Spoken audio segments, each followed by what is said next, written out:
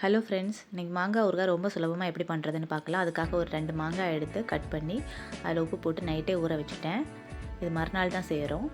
இப்போ கடாய் சூடாயிடுச்சு. கடாயில் நல்லெண்ணெய் ஊற்றிக்கிறேன். இப்போ அதில் கொஞ்சமாக கடுகு சேர்த்துருக்கேன்.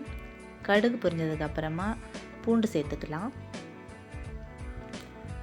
பூண்டு நல்லா வதங்கினதும் கொஞ்சம் கருவேப்பிலை சேர்த்துக்கிறேன். இப்போ இதில் கொஞ்சமாக பெருங்காயத்தூள் சேர்த்துக்கலாம். கூடவே காஷ்மீரி சில்லி பவுடர், அப்புறமா கடுகு வெந்தயம் எடுத்து வறுத்து அதை பவுடர் பண்ணி வச்சுருக்கேன். அதையும் இதில் சேர்த்துக்கிறேன்.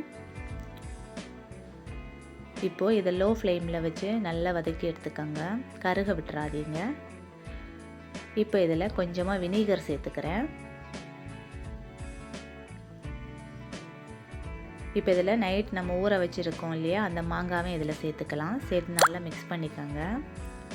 அந்த தண்ணி வற்றுறது வரைக்கும் மிக்ஸ் பண்ணி வச்சுக்கோங்க. அவ்வளோதாங்க, நம்மளோட ஊறுகாய் சூப்பராக ரெடி ஆகிடுச்சு.